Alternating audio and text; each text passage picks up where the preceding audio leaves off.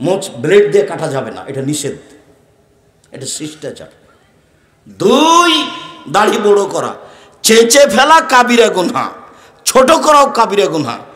চেঁচে ফেললে ওর উপরে অভিশাপ হবে। কেন? এখন মহিলা হতে চায়, দাড়ি নাই কার? মহিলা। তো চেঁচে ফেললেও মহিলা হতে চায়, সেজন্য তার উপরে অভিশাপ হবে। সাথে সাথে তার চোখের পাওয়ার কমে যাবে, তার স্ত্রী মিলন ক্ষমতা কমে যাবে। 3, মেশক করতে হবে, সব নবীর খাসলাত অভ্যাস। 4, কাজুল আসফার, নখ কেটে ফেলতে হবে পুরুষ নারী সবার। 5, নাথুলে বেতে বগলে লোম উঠিয়ে ফেলতে হবে, নারী পুরুষ একই হুকুম। ব্লেড ব্যবহার করা হবে না বগলের নিচের লোম উঠানোর জন্য। হালাকুল আনাত, নিচের লোম পরিষ্কার করতে হবে, ঊর্ধ্বে টাইম 40 দিন। শিষ্টাচার, সব নবীর শিষ্টাচার, সব নবীর খাসলাত, সব নবীর অভ্যাস, এটাই অভ্যাস। পেশাব পায়খানার পরে পানি দিয়ে পবিত্রতা অর্জন করতে হবে, সব নবীর অভ্যাস, সব নবীর খাসলাত, সব নবীর বৈশিষ্ট্য। আগে ঢেল টিস্যু পেপার তারপরে পানি, এ কথা নয়। আগে ঢেল টিস্যু পেপার পরে পানি, এ কথা নয়। আল্লাহ নবী পেশাব পায়খানার পরে পানি দিয়ে পবিত্রতা অর্জন করে মাটি দিয়ে হাত মেজে নিতেন। যদি পানি না থাকে তখন ঢেল টিস্যু পেপার, না থাকলে, এটাই হলো বিধান। আবার ঢেল টিস্যু পেপার নিয়ে 40 কদম, এটা তো প্রশ্নে আসে না। আবার পায়ের উপরে পা উঠা, এটা তো প্রশ্নে আসে না, এটা তো সভ্যতা নয়। আবার খক খক করে কাশা, যদি তাই হয়, এটাই যদি ধর্ম হয়, তো ও যে 40 কদম হাঁটে তা তার বউ হাঁটে না কেন? যদি এটা ধর্মই হয়, তো ও যে 40 কদম হাঁটে আর পায়ের উপরে পা উঠায়, তার বউ উঠায় না কেন? যদি এটাই ধর্ম হয়, তাহলে ও যে খক খক করে কাশে, তার বউ খক খক করে কাশে না কেন? মুহাম্মদ সাল্লাল্লাহু আলাইহি সাল্লামের নীতি, সব নবীর নীতি, সব নবীর খাসলাত, সব নবীর অভ্যাস, সব নবীর আদাত। পেশাব পায়খানার পরে পানি দিয়ে পবিত্রতা অর্জন করতেন। অজু করার সময় নাকে পানি দিয়ে নাকটাকে ঝাড়তেন। আল্লাহ নবী বলছেন নাকে শয়তান বসবাস করে, সব নবীর অভ্যাস। আর একটা হাদিসে এসেছে নবীদের অভ্যাস আতর গায়ে দেওয়া, নবীদের অভ্যাস বিবাহ করা, নবীদের অভ্যাস লজ্জা করা। লজ্জা, লজ্জা হলো অভ্যাস, খাসলত, স্বভাব। লজ্জা আছে যার, ইমান আছে তার। লজ্জা নেই যার, ইমান নেই তার। লজ্জা যত বেশি হবে, ইমান যত বেশি হবে, পাপ তত কম হবে। ইমান যত কম হবে, পাপ তত বেশি হবে। বোরকা পড়লেও হবে, তাহাজ্জুদ পড়লেও হবে, হজ করলেও হবে। প্রতি বছর যদি রমজানে উমরা করিয়ে যে, তবু তার পাপ বেশি হবে। কেন? তার ইমান কম। পাপ কি দিয়ে ঠেকানো যায়? ইমান দিয়ে ঠেকানো যায়। পাপ কি দিয়ে ঠেকানো যায়? ইমান দিয়ে। বোরখা পরে ঠিকই, প্রেমের গল্প করে ঠিকই, তাহাজ্জুদ পড়ে ঠিকই, প্রেমের গল্প করে ঠিকই। তাহাজ্জুদ পড়তে উঠেছে মুরব্বী মানুষ, 60 বছর বয়স, তখন মনে করছে অজু করে সালাত তো পড়বো, তো একটু টিভিটা চালু করে দেখি, একবারে দেওয়াল ভর্তি টিভি আছে। অজু করে এসে তাহাজ্জুদ পড়ার পূর্বে টিভি চালু করেছে, আর ল্যাংটা মেয়ে চলে এসেছে, গেছে, এখন তাহাজ্জুদ গেছে। চক্ষু ঠান্ডা করে, কলিজা ঠান্ডা করে, চক্ষু ঠান্ডা করে, কলিজা ঠান্ডা করে, জানটা সহাত করে ল্যাংটা বেটি ছেলেকে দেখে জান্নাত কিনতে চায়। জান্নাত অত সহজ? জান্নাত পড়ে আছে, জান্নাতেও নারী আছে, সর্বোচ্চ সুন্দরী। আল্লাহ বলছেন ওরা এত সুন্দরী, জান্নাতের মেয়েরা এত সুন্দরী, ওরা এত সুন্দরী, ওদেরকে দেখে মনে হবে ঝিনুকের মধ্যে লুকানো মুক্তা। একথা আল্লাহ বলছে। ওদেরকে জিন কোনোদিন স্পর্শ করেনি, ওদেরকে মানুষ কোনোদিন স্পর্শ করেনি। ওদের চক্ষু হবে লম্বা লম্বা, টানা টানা, ডাগর ডাগর। আল্লাহ বলছেন ওদের মাথার চুল হচ্ছে লম্বা লম্বা, কোঁকড়া কোঁকড়া, কুচকুচে কালো। জান্নাতের মেয়ে তুমি ভোগ করতে চাও রং মাখানো পতিতালয়ের মেঘে দেখে চক্ষু ঠান্ডা করে? আবার কথা একটা ভেতরে জাগলো, 3 শ্রেণীর মানুষ জান্নাতে যাবেই। আগে বলেছিলাম যে 3 শ্রেণীর মানুষ জাহান্নামে যাবেই। তার মধ্যে ছিল এইসব বেশরমা মেয়ে যারা নগ্ন পোশাকে চলে, পুরুষের পোশাকে চলে। কথার মধ্যে আছি আমরা। তো 3 শ্রেণীর মানুষ জান্নাতে যাবেই। এক আল্লাহর ভয়ে কাঁদে যে, কথার মধ্যে আবার কথা বাড়লো, আল্লাহর ভয়ে কাঁদে যে। আল্লাহ রাসূল বলছেন গাভীর বান থেকে দুধ চাপ দিয়ে বের করে ভিতরে ঢোকানো যায় না যেমন, আল্লাহর ভয়ে কাঁদে যে সে জাহান্নামে যাবে না তেমন। কথা কি বুঝাতে পেরেছি? আপনারা কি কথা বুঝেছেন? যারা আল্লাহর ভয়ে কাঁদে ওদের জাহান্নামে যাওয়া কেমন অসম্ভব? গাভীর বাঁট থেকে চাপ দিয়ে দুধ বের করে ভিতরে ঢোকানো যেমন অসম্ভব। এই কথা মুহাম্মদ সাল্লাল্লাহু আলাইহি ওয়াসাল্লাম বলেন। আমার এখানে কোনো ব্যক্তিগত কথা নয়। দুই, আল্লাহ রাস্তায় পাহারা দেয় যে। তিন, বেগানা নারীকে দেখে চক্ষু নিচু করে যে, অপর নারীকে দেখে চক্ষু নিচু করে যে, ও জান্নাতে যাবেই। বলেন তো এবার আপনার টিভির কি হবে? ওই মেয়েটা যে খবর পড়ছে ওর মুখের উপরে যে চোখ রেখে আপনি খবর শুনছেন, তাহলে এটা কি তাকওয়া হলো? যদি কোনো সময় খবর শুনতেই হয় তাহলে এভাবে বসতে হবে, এভাবে এসে খবর শুনতে হবে। তাকওয়া ভিন্ন জিনিস, বয়স শেষ, এগুলো করে কোনো লাভ নাই। এইসব কেসা কাহিনীর নামে বক্তব্য শুনে এভাবে অযথা ধর্মের নামে অধর্ম পালন করে লাভ নেই। বল হিসাব রাসূলের নিয়ম নীতি আজও পড়ে আছে। আমি বলি না যে আমি আব্দুর রাজ্জাক বিন ইউসুফ আমার বইটা পড়েন, এই কথা আমি বলিনি। আমি বলছি আপনি যদি সঠিকটা দেখতে চান তাহলে বুখারী মুসলিমেরটা দেখেন, তাহলে অন্তত নিজেই বাঁচলেন। নইলে আপনি রিয়াজুস সলিহিন বইটা পড়েন, হাদিস, সেটা আপনি নিজেই বাঁচলেন। কিন্তু আপনি যদি অন্যদিকে যান তাহলে আপনি বেকায়দাই পড়ে যাবেন, সত্য মিথ্যা আপনি আঁচ করতে পারবেন না। একটু পরে আপনাকে দেখাচ্ছি। তিন শ্রেণীর মানুষ জান্নাতে যাবেই। এক, আল্লাহর ভয়ে কাঁদে যে। দুই, আল্লাহর রাস্তায় পাহারা দেয় যে। তিন, অপর বেগানা নারীকে দেখে চক্ষু নিচু করে যে, সে জান্নাতে যাবেই। আল্লাহ নবী দুঃখ করে আফসোস করে বলেছেন, পৃথিবীর মানুষ মনে রেখো, আমার উম্মত ইহুদি খ্রিস্টানদের সাথে মিশে যাবে। এমনভাবে ডান হাতের বিঘত যেমন বাম হাতের সমান, ডান পায়ের জুতা যেমন বাম পায়ের সমান, কৃষ্টি কালচারে, পোশাক আশাকে, চলা ফিরাতে, কাগজ কলমে, গাড়ি ছাকড়াতে, সব কিছুতেই তাদের সাথে মিলে যাবে। মিলতে মিলতে এমনভাবে মিলবে, ওরা যদি মায়ের সাথে জেনা করে আমার উম্মত মায়ের সাথে জেনা করবে। বলো তো ছেলে, তোমার মাথার চুল এই দিক থেকে নিচে চাঁচা আছে, উপরে কেন বড়? এটা কি? এটা তুমি কি দেখাতে চাচ্ছ? তোমার গায়ে একটা গেঞ্জি আছে, পিছনের দিকে 10 লেখা আছে, 10। এই গেঞ্জিটা তুমি কেন নিয়েছ? তোমার পিছনে যারা সলাত আদায় করে তার সলাতে হয় না, তোমার 10 দেখতে দেখতে শেষ। তোমার মা তরকারি রাখার জন্য একটা বাটি কিনেছে, সেটা হলো রুই মাছ। তোমার মা স্বাদ করে গেছে বগুড়া শহরে, ঠেল মানে না বগুড়া শহর ছোট, সুন্দর, অনেক কিছু আছে, শুধু ভিড় ধরে আছে। সেখানে তোমার মা গেছে, একটা আয়না কিনে নিয়ে এসেছে, সেটা হলো কাতল মাছ। শিষ্টাচার কি জিনিস? শিষ্টাচার কাকে বলে শোনো। তোমার মা প্লেট কিনেছে কিছু, সেটা হলো চিংড়ি মাছ। বলো তো শিষ্টাচার কাকে বলে?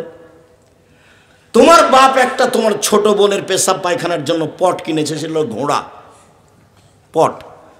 আমাদের বাড়িতে তো এই পটটা 3 মিনিট থাকতে পারে না। 3 মিনিট হয় সেটা ফেরত দেব, না হয় ভেঙে ফেলবো, না হয় পুঁতে দেবো, না হয় মাথাটা কেটে দেবো। তোমার বাড়িতে বছর বছর আছে।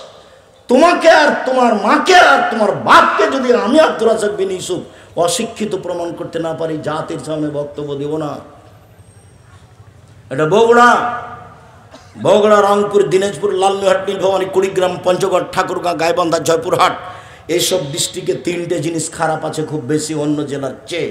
অন্য জেলাতে আছে তবে কম। এক, এরা বোনকে জমি দেয় না। 2, যৌতুক নেই। 3, বাড়ি ভালো করে ঘেরে না। সব জায়গায় যদি ফাঁকা হয় তো আপনি ঢুকবেন কোনখান দিয়ে? এটা তো দরজা লাগবে। যৌতুক নিয়েছেন কেন? তখন তো আমি বলেছি বাপ বেটা ভিক্ষা করে খাও। বাপ বেটা ভিক্ষা যদি কেউ না দেয়, এসব এলাকায় লক্ষ্মীকলার আশেপাশে বগুড়া ট্রেন স্টেশনে চলে যাবা, বাপ বেটা ভিক্ষা করে খাবা। ভিক্ষা করা টাকা দিয়ে চাউল কিনে ভাত খেয়ে বাদাত কবুল হবে, যৌতুকের টাকা দিয়ে চাউল কিনে ভাত খেয়ে বাদাত কবুল হবে না। এই যে বললাম, কোনো মায়ের বেটা ফতোয়া এভাবে ধরতে পারবে না। জাতির যদি রাস্তাঘাট করে না দিতে পারি, জাতির যদি স্কুল কলেজ করে দিতে না পারি, জাতিকে চূড়ান্ত সঠিক ধর্ম দিতে পারবো ইনশাআল্লাহ। ধর্মের ব্যাপারে জাতিকে ফাঁকি দিয়ে পরকাল হারাতে রাজি নই। আগামীকাল সন্ধ্যা হতে হতে খাটলা চৌকি বক্স টাকা পয়সা আর সাইকেল মোটরসাইকেল সব ফেরত দিতে হবে, 24 ঘন্টার মধ্যে ফেরত দিতে হবে। আমি বলেছি, তোমার বাপকে যদি আমি কুকুর সিরিয়ালের চেয়ে খারাপ প্রমাণ করতে না পারি, আমি বক্তব্য দিব না। তোমার দাদা মারা 10 বছর হলো, তোমার দাদা 15 শতক জমি রেখে গেছে, তোমার বাপ নিবে 10 শতক, তোমার ফুফু নিবে 5 শতক। তোমার বাপ নিবে সকালে আর তোমার ফুফু নিবে বিকেলে, এইটা প্রমাণ করো দেখি আগে। একসাথেই নিবে। তোমার বাপকে বলে দিও আগামীকালকে গিয়ে বারাতে বলে দিও, আব্বা ভাগ্য নিয়ে এসেছি, আব্বা ভাগ্য ছেড়ে আসেনি, ভাগ্য আমার কাছে আছে। ভাগ্যে যদি জমিদারি থাকে জমিদারি করেই খাবো, ভাগ্যে যদি ভিক্ষা করা থাকে ভিক্ষা করেই খাবো। ফুফুর জমি খেয়ে বাঁচতে রাজি নই, ফুফুর জমি খেয়ে বাঁচতে রাজি নই। তোমার বাপ যেন আগামীকাল সন্ধ্যা হতে তো জমি ভাগ করে দেয়। আর যদি তুমি আমাকে বলো, তাহলে আমি আমার বাপকে মাটি দিয়ে আগে জমি ভাগ করেছি, তারপরে খেয়েছি। যদি চাও আমি টুকটাক জমি চিনি, আমার ছোট ভাই চিনেই না, আজও চিনে না। ও বরিশালে থাকে, বরিশাল মডেল কলেজের শিক্ষক, ওই পাতায় পড়ি না, কিন্তু নীতিগতভাবে ভাগ করায় ভাগ করে দিচ্ছি। 4, ধনী মানুষ সিমেন্ট দিয়ে বাড়ি ঘেরো, নইলে চট ছালা দিয়ে ঘেরেন, একটা দরজা রাখেন, বাহির দরজা, সেখানে আপনি গরিব মানুষ কিছু নেই, একটা পর্দা ঝুলছে। আল্লাহ নবী বলছেন, আপনার স্ত্রী ঘুমানোর সময়তে বিসমিল্লাহ বলে একটু খড়কুটা এখানে রেখে দেবে নিচে, সকাল পর্যন্ত এই ফাঁকা দরজা দিয়ে শয়তান প্রবেশ করতে পারবে না। বুখারী মুসলিমের হাদিস। শিষ্টাচার কাকে বলে? শিষ্টাচার কি জিনিস?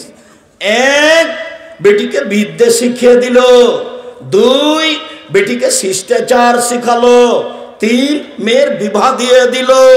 তখন মেয়ে 3টি বাপের জন্য অন্তরাল হলো, তখন মেয়ে 3টি বাপের জন্য অন্তরাল হলো। বাপে মেয়েকে কি শিখালো? যেদিন 5 পাস করেছে তারপর থেকে 3 জন শিক্ষক, মেয়েকে ডাক্তার বানাতে হবে।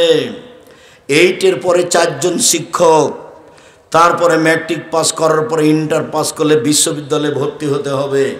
জয়টা সাবজেক্ট তয়টা শিক্ষক, তারপরে মেয়ে ডাক্তার হয়ে আর একজনের সাথে চলে গেল। আবার না হয় মেয়ে পড়ছে লন্ডনে আর বাপে চিল্লা দিতে গেছে আমেরিকা, বাপ ওখানে তাসবি টিপছে, মেয়ে এখানে প্রেমের তাসবি টিপছে। 3 শ্রেণীর মানুষ জান্নাতে যাবে না। 1, নিয়মিত বিড়ি তামাক জর্দা সিগারেট গুল নেশাদার দ্রব্য খায় পান করে, তারা জান্নাতে যাবে না। 2, যারা পুরুষের পোশাক পরে মহিলা হয়ে, তারা জান্নাতে যাবে না। একবার হজ করেছে, মাথায় টুপি আছে, মেয়ে পাশে হাঁটছে, মেয়ে স্কিন পায়জামা পরে আছে, তো ইহুদি খ্রিস্টানের পোশাক। আমি তো দেশের বহু দেশ ঘুরে ফিরে দেখছি যে সব ওখান থেকে এসেছে। বিমানবন্দরে যখন নামে তখন একটু একটু লজ্জা করে ওই মেয়েটাই, যে মেয়েটা ওখানে উলঙ্গ হয়েছিল। তারপরে কিছু কিছু এখন এটা কমে গেছে, যেহেতু এখন বাপও কিছু বলে না, এখন মাও কিছু বলে না। মা বলছে, তুই আরো ল্যাংটা কাপড় খুলে দে, তুই এভাবে কাপড় পরে আছিস কেন? ওর মা ওটা মা নয়। রাসূল সাল্লাল্লাহু আলাইহি ওয়াসাল্লাম বলেছেন, বাপ মা যদি ইহুদি হয় ছেলে মেয়ে ইহুদি হবে, বাপ মা যদি খ্রিস্টান হয় ছেলে মেয়ে খ্রিস্টান হবে। জন্ম নিয়েছে মুসলমান হিসেবে, কিন্তু বাপ মা তাকে ইহুদি করেছে, বাপ মা তাকে খ্রিস্টান করেছে, বাপ মা তাকে আগুন পূজক করেছে। এই মেয়ে খারাপ নয়, মা খারাপ। এই ছেলে, এই মেয়ে খারাপ নয়, বাপ খারাপ। এ কথা আমি বলিনি, এ কথা মুহাম্মদ সাল্লাল্লাহু আলাইহি ওয়াসাল্লাম বলেছেন, হাদিস বুখারী মুসলিম। ছেলে মেয়ে জন্ম দিলে 7ম দিনে নাম রাখতে হবে, 7 দিনের দিনই রাখতে হবে। 7 দিনের দিন একটা ছাগল জবাই করতে হবে, কানা হোক, ন্যাংড়া হোক, 2 মাসের হোক, পা ভাঙা হোক, হাত ভাঙা হোক, একটা আকিকা দিতেই হবে 7 দিনের দিন। দিতেই হবে। চাঁপাইনবাবগঞ্জের ভাষাতে আপনি তো দিবেন, আপনার বাপকে দিতে হবে, ওটা বাপের জিম্মেদারি। 14 দিনে চলে না, হাদিস ঠিক নয়। 21 দিনে চলে না, হাদিস ঠিক নয়। জীবনে একদিন চলে না, হাদিস ঠিক নয়। 7 দিনে দিনই দিতে হবে। কানা খোড়া দেন, 200 টাকা দিয়ে দেন, 500 টাকা দিয়ে দেন। এ কি কুরবানি? কুরবানি মানে বিশাল ব্যাপার, কুরবানি মানে নেকির ব্যাপার, কুরবানি মানে বিশাল ব্যাপার। চোখ ভালো কিনা দেখো, কান ভালো কিনা দেখো, পা ভালো কিনা দেখো, লেজ ভালো কিনা দেখো, খুর ঠিক আছে কিনা দেখো, তরু তাজা কিনা দেখো, সিং ঠিক আছে কিনা দেখো, সুন্দর ঝকঝকে টকটকে দিকে কিনো, মোটা তাজা, নেকির ব্যাপার। ফাঁকি দেওয়ার কোনো সুযোগ নাই। বেশি টাকা আছে, রাজস্থান থেকে উট কিনে নিয়ে এসো, না আছে ষাঁড় কিনো, না আছে খাসি কিনো, না আছে ছাগল কিনো, নইলে ভেড়া কিনো। ভেড়া ভেড়ি কম টাকা দিয়ে, ভাগে টাকা দিয়েছে ওনার হারাম টাকা, আর আপনার হালা টাকা কে বুদ্ধি দিল? এগুলো আমি দিনি, আমি কোনোদিন এরকম বুদ্ধি দিইনি। কুরবানি দেন নেকির জন্য। আর আকিকা 7 দিনের দিন দিতে হবে। চাঁপাইনবাবগঞ্জের ভাষাতে আপনি তো দিবেন, আপনার বাপকে দিতে হবে। 7 দিনের দিন 4টা কাজ। 1, ছাগল জবাই করা, 2, মাথা নেড়ে করা। ডাক্তার বলেছেন মাথার পরে নেড়ে করতে হবে, আপনি বলবেন করবই, 7 দিনের দিনই করবো, নবী বলেছেন। 3, চুল সম পরিমাণ রূপা, ওই পরিমাণ টাকা ফকির মিসকিনকে দিয়ে দেওয়া। 4, নাম রাখা, আঁকিকে দেওয়া, মাথা নেড়ে করা, চুল সম পরিমাণ রূপা দান করে দাও। এটা রাসূলের বিধান। ধর্ম পাগল হয়নি। ধর্ম রাজশাহী চাঁপাইনবাবগঞ্জের হাওয়াই লাড্ডু নয় যে আপনি খাবেন না বা ছেড়ে দিবেন, এটা নয়। 1 গ্লাস পানি পান করলে 5টা বিধান লাগে, তার নাম ধর্ম। 1 গ্লাস পানি পান করলে 5টা বিধান লাগে, তার নাম ধর্ম। পীর সাহেব দিয়ে চলে না, বড় হুজুর দিয়ে চলে না, রূপক ধর্ম বুজুর্গানের দিন দিয়ে চলে না। 1 গ্লাস পানি পান করলে কয়টা বিধান লাগে? 5টা। 1, ডান হাতে ধরতে হবে। 2, বিসমিল্লাহ বলতে হবে। 3 শ্বাসে পান করতে হবে। 4, বসে পান করতে হবে। 5, পান শেষে আলহামদুলিল্লাহ বলতে হবে। একবারে নগদ ধর্ম, মারে ফতে দিয়ে চলে না, চুপে চুপে চলে না, সব নগদ ধর্ম। একবার সব টাটকা তাজা নগদ, কোনো জায়গাতে চুপচাপ নাই, সব খোলা। একবারে একটা মানুষ দিয়ে বাস্তবায়ন করে দিয়েছেন ধর্মকে আল্লাহ, তার নাম মুহাম্মদ সাল্লাল্লাহু আলাইহি সাল্লাম, তার নাম নবী। ওনাকে আমাদের মাঝে কি করেছেন? রেখে পুরো জীবনটাকে স্ত্রী মিলন সহ, চলাফেরা সহ, খাওয়া ফেরা সহ, সলাত আদায় সহ সব আমাদের সামনে রেখে চলে গেছে দিয়ে। কি করতে হবে তাকে নগদ দেখা গেছে। সাহাবীরা সেটা করে রেখে গেছে, তাবেঈরা সেটা করে রেখে গেছে। এখানে গোপনীয় কিছু নেই। শুনুন সম্মানিত দিনী ভাই বোন, মহিলাদের কথা আর একটু বলে এখান থেকে চলে যায়, আমরা লম্বা আলোচনা না করি।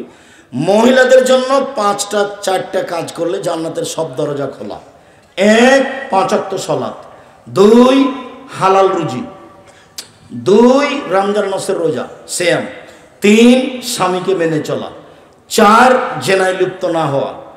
1, রমজান মাসের সিয়াম রোজা। 3, স্বামীকে মেনে চলা। তিতে লাগলেও মানতে হবে, মিঠা লাগলেও মানতে হবে, স্বামীর মুখ খারাপ হলেও মানতে হবে। আব্দুর রাজ্জাক সাহেব, ওকে যে আমি সহ্যই করতে পারি রে, মাস কথা বলতে পারি না, যদি তাই হয় তাহলে খোলা তালাক করে নেন, কাজীর কাছে যান, খোলা করে নেন। 30 দিন পরে বিবাহ বসতে পাবেন, সমস্যা নেই। স্বামী ভালো হলেও আপনি খোলা তালাক নিতে পারেন, কোনো সমস্যা নাই। এ তো আপনি বলছেন তার মুখের দিকে আমি তাকাইতে পারি না, আপনি ঝুলন্ত অবস্থা আছেন কেন? পৃথিবী অনেক বড়, বিধানও প্রশস্ত। আপনি তার সাথে থাকলে তাকে মেনেই চলতে হবে, জরুরি। যদি না মেনে চলেন, খোলা তালাক করে নিতে হবে, এটাও জরুরি। আমি আপনার দিনী ভাই, আপনাকে পরামর্শ দিচ্ছি, তিতা লাগুক মিঠা লাগুক, আপনি মেনেই চলেন, ভালো হবে। আর আপনার স্বামী যদি থাকে তাহলে তাকে বলি, মনে রাখবেন একটা কথা, আল্লাহ নবী বলেছেন, খায়রুকুম লিআহলি ওয়া খায়রুল লিআহলি। পৃথিবীতে সবচেয়ে ভালো মানুষ সেই যে স্ত্রীর কাছে ভালো। পৃথিবীতে ভালো মানুষ সেই যে স্ত্রীর কাছে ভালো। আমি মুহাম্মদ সাল্লাল্লাহু আলাইহি সাল্লাম নিজে আমার স্ত্রীদের কাছে ভালো। খারাপ মানুষ সেই যে স্ত্রীর কাছে খারাপ। অতএব স্ত্রীকে মূল্যায়ন করার চেষ্টা করেন, ওকে অপমান করিয়েন না। জরুরি প্রয়োজন ছাড়া বাড়ির বাইরে যেতে দিয়েন না, নইলে আপনার ক্ষতি হবে। বিবাহের বাড়ি তো বহু দূরের কথা, হাট বাজার তো বহু দূরের কথা। জরুরি প্রয়োজন ছাড়া মায়ের বাড়ি, খালার বাড়ি, ফুফুর বাড়ি যেতে পারে না। এখানে দুপুর থেকে বাজার করছে, এটা তো বহু দূরের কথা। দেখলে আমি কষ্ট পাই। ওটা কিন্তু একজন মুসলিম মহিলা, মুসলিম মানুষের মেয়ে, আপনার মেয়ে, জবাব আপনাকে দিতে হবে। এবার চলেন এইটুকু রেখে চলে আসে এখানে।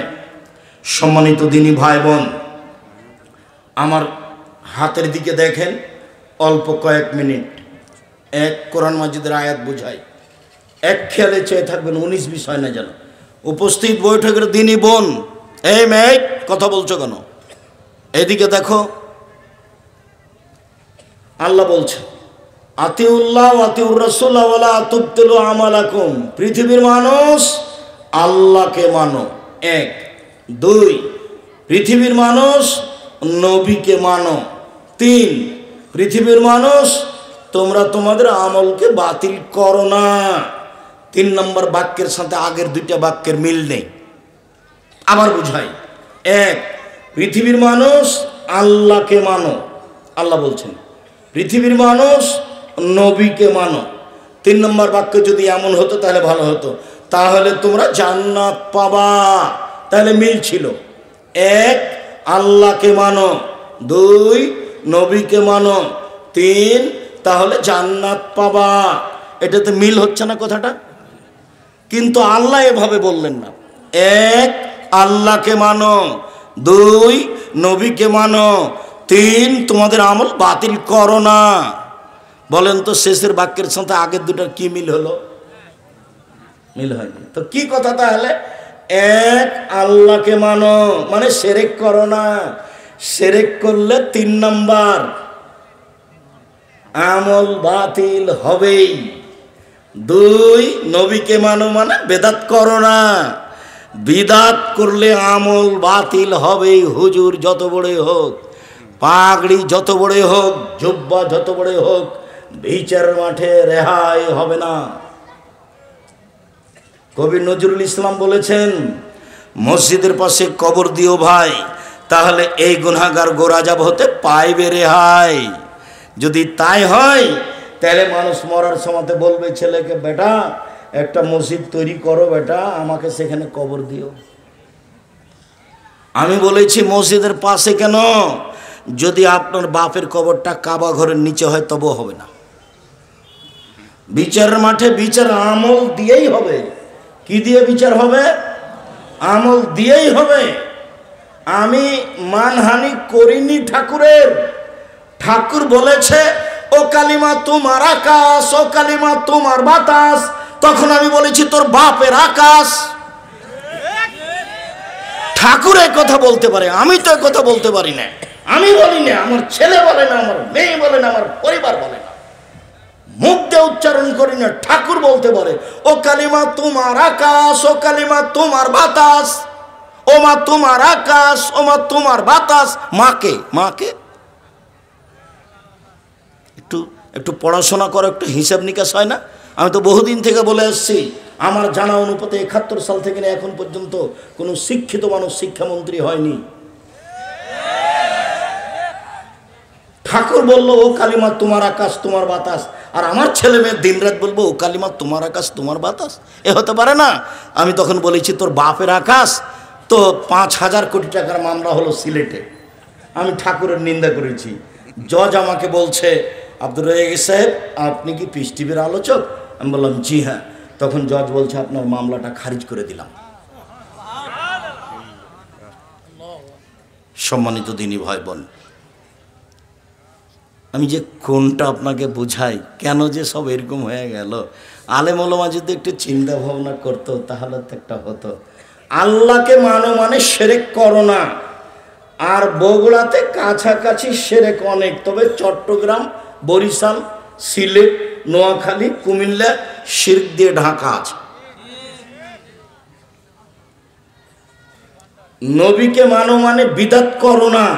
নবীকে মানো মানে বিদাত করো না। সাদাকাল্লাহুল আজিম যদি নবীর মুখের না হয় তাহলে এটা বিদাত হয়, এটা নবীর মুখের হতে হবে, নইলে তা বিদআত হতে হবে। দোয়া 3 লাইনের একটা আর 1 পৃষ্ঠার একটা। 90 সাল থেকে মাঠে আছে। 90 সালে বক্তব্য চালু হয়েছে বগুড়ায়, বীরকুষ্টিয়ায়। সেদিন থেকে মাঠে আছি, বলে আসছে 90 সাল থেকে। এটা হয় নবীর প্রমাণ হতে হবে, না হয় বিদআত হতে হবে। কথা বুঝতে পারেননি? আর এখানে আছে কোরআন কারিম আছে, আর বহু জায়গাতে কি আছে? কোরআন শরীফ আছে। প্রমাণ করেন দেখি। নবীর মুখের হতে হবে, নইলে তা বাতিল বলে গণ্য হবে। এবার একটা হাদিস, তারপরে একটু দেখাবো। আল্লাহ রাসূল বলছেন, পৃথিবীর মানুষ বাল্লিগু আন্নী ওয়ালা আয়া, আমার একটা কথা জানা থাকলে অন্যকে বলো। 2 ওয়া হাদিসু আন বানি ইসরাঈল ওয়ালা হারাজ, বানি ইসরাইলের কাহিনী বলো, কোনো দোষ নেই। 3 মান কাযাবা আলাইয়া মুতাআম্মিদান ফালিয়াতাবাওয়া মাকাদাহু মিনান নার, কেউ যদি কোনো কথা আমার নামে বলে, কেউ যদি ধর্ম বলে কোনো কথা আমার নামে বলে, সেই কথা যদি আমার না হয়, তাহলে তার থাকার জায়গা জাহান্নাম, জুব্বা যত বড়ই হোক। হাদিস বুখারী মুসলিম। আবার বলি, 1 আমার একটি কথা জানা থাকলে অন্যকে বলো। 2 বানি ইসরাইলের কাহিনী বলো। 3 কেউ যদি কোনো কথা আমার নামে বলে, সেই কথা যদি আমার না হয়, তাহলে তার থাকার জায়গা জাহান্নাম। এভাবে বললেন, কিন্তু আগের মতো করে বললে ভালো হতো। আগে যেমন বলছিলাম, 1 আমার একটি কথা জানা থাকলে অন্যকে বলো। 2 বানি ইসরাইল কাহিনী বলো। 3 তাহলে তোমরা জান্নাত পাবা।